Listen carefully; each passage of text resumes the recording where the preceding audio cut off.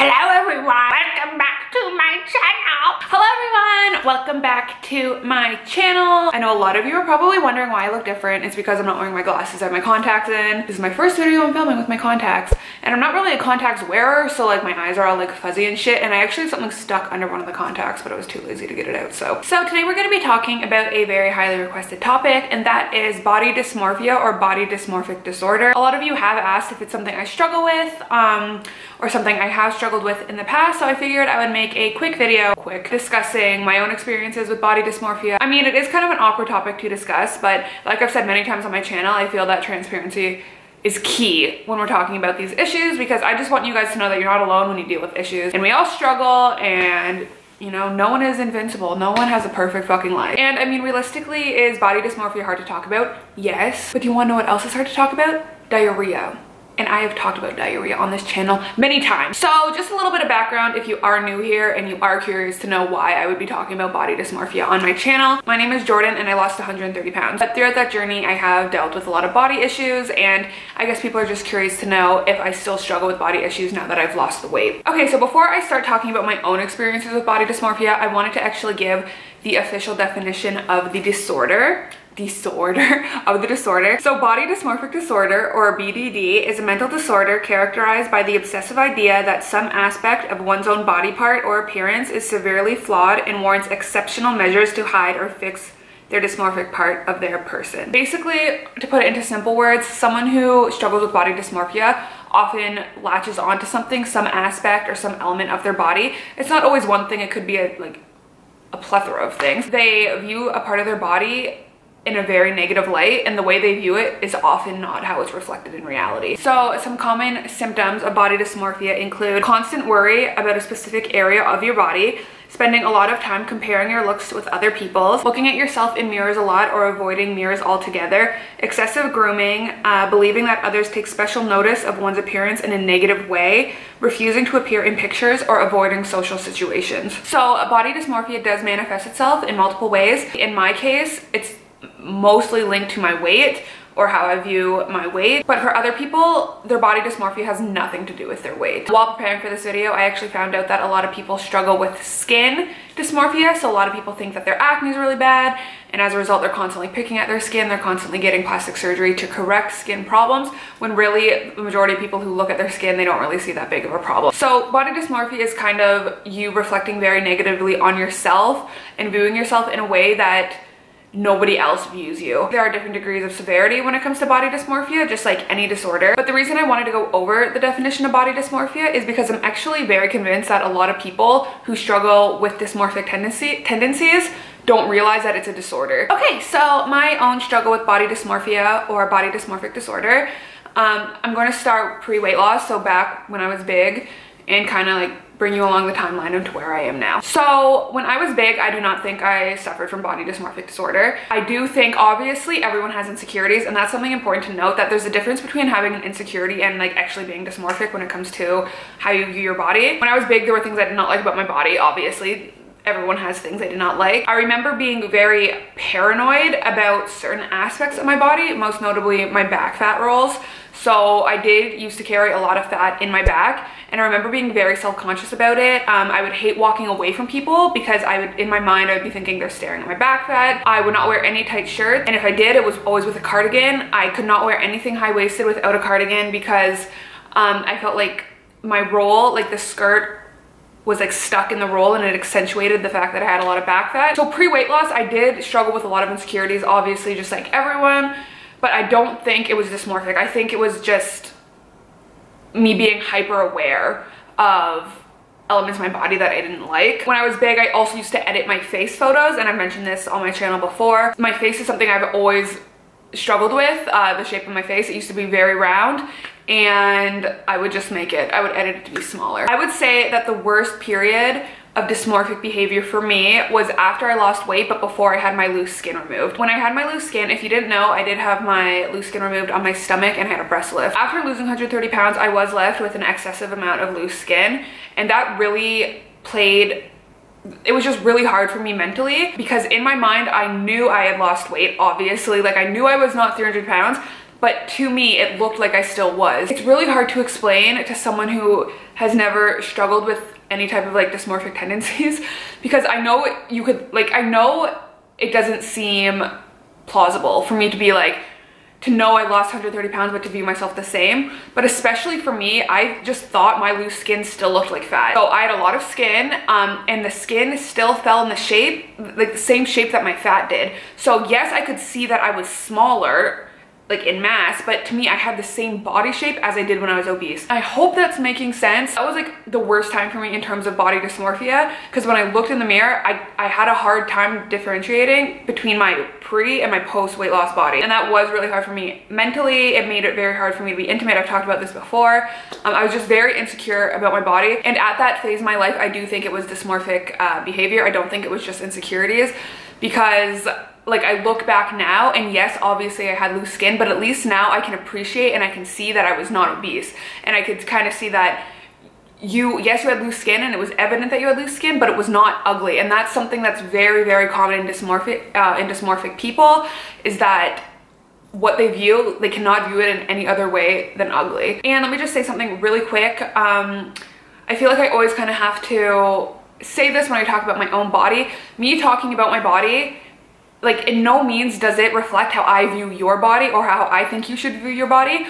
Obviously, I know a lot of you are on weight loss journeys. Obviously, I know a lot of you are still trying to lose weight. And if I say that I think I look fat or I think I look bad and I weigh less than you, that is not me saying that I think you look bad. That's a really important thing to mention about body dysmorphia, is it is completely self-reflective. So for example, the skin, like people who struggle with their skin or struggle with acne, they could view themselves as just having a lot of acne and not liking it, and someone beside them could physically have more acne, and to them that person looks fine, but in their mind they look bad. And I feel like the best example I can use in my own personal life to illustrate this is when I was big, I viewed a lot of my friends as like the perfect body type for like the body type I wanted to get to after I had lost weight.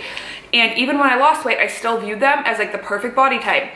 And it wasn't until a friend told me that she weighed more than me that I realized, like in my mind, that I had such a dysmorphic view of my own body, because she had weighed more than me, and in my mind I was like, I just want to get to that weight.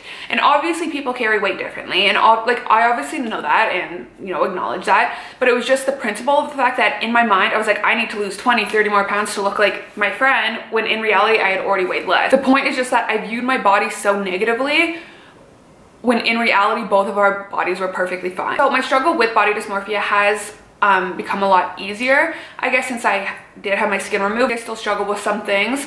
I mean, it sucks to admit, no one likes to admit their insecurities, especially to thousands of fucking people. But one of my biggest insecurities before I lost weight, and even now, is my face. So when I look at my face, I think it's very, like, I just think my face is very round, and I struggle a lot with it. Another symptom of body dysmorphia is looking into extreme measures to fix something that you think is not, like, physically appealing. So like I've looked in the face lipo, I've looked into all these things, and the thing with my dysmorphic behavior is I go back and forth. I'll be like, you're fine, you're not fine, you're fine, you're not fine. And it's, my highs and lows are very much linked to how I'm feeling mentally, which I mean probably isn't a surprise to a lot of you. So for example, if I'm binge eating, if I'm not doing well with my nutrition, if I'm being lazy, my dysmorphia is much worse. And that's why to me it's so important that I stay on track, because if I am overeating, I will have a mental fucking breakdown. I will look in the mirror and I will have a hard time seeing myself as like my actual size. I will see myself as very, very obese.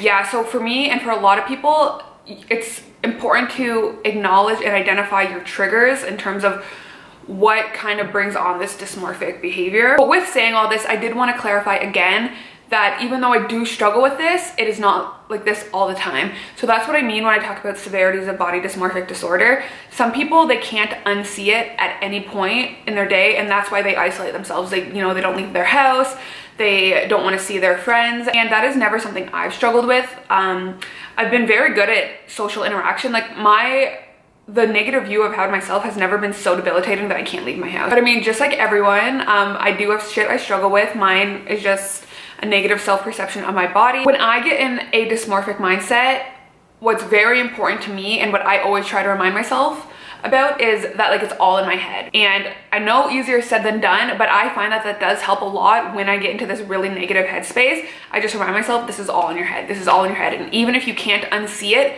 at least you know, like at least you can cognitively identify that this is not reality. Like, everyone is worrying about themselves. You know what I mean? Like, nobody is looking at my face and thinking, wow, her face is so fucking round, her life must be terrible. Everyone is worrying about themselves. Everyone has shit going on. They have shit going on at home, they're stressed, like nobody cares. Something that I strongly believe, and I think is very unfortunate, is that social media has undoubtedly 100% made people more dysmorphic about their bodies. Social media is like a blessing and a curse. Like, I love social media because, especially in my case, it enables me to help you guys, for me to talk about my own experiences.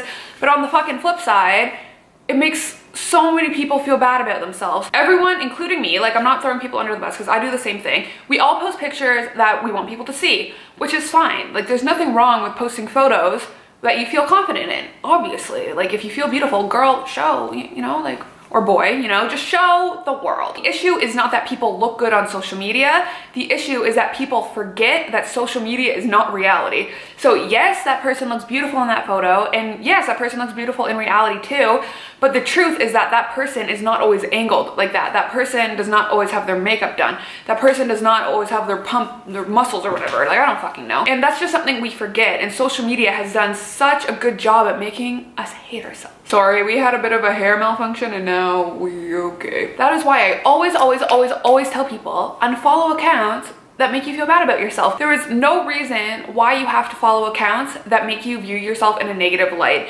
And I mean, I used to follow those accounts all the time. I'd be like, hashtag body goal. At the end of the day, if it was just making me look at myself and feel bad about myself, why was I following them? I still see like dysmorphic comments in my comments all the fucking time, and it makes me so sad. I cannot tell you how many comments I have seen of people saying, we weigh the same and we're the same height, but you look way better than me. Or, I weigh less than you and you look better than me. I'm like, okay, I understand that's how you think, but to what degree is that thought process a result of you just viewing yourself in a super negative light and viewing me in a super positive light? Like, are you just holding us to different standards where you build me up to look good while simultaneously tearing yourself down? So to wrap up this video, yes, I have struggled with body dysmorphia. I am getting better. I mean, it's something you will have to work at every single day. Sometimes I can go weeks with like loving my body, you know, being like, hell yeah. And then it just takes one bad day for me to be like, what the fuck? At the end of the day, it is all mental. You are your biggest critic. People really do not give a fuck. And if they do, then fuck those people. Like, if people want to make you feel bad about your insecurities, then fuck those people. That's like the most insecure thing you can do, is make other people feel bad about themselves. There's absolutely nothing wrong with seeking professional help if you think you need it.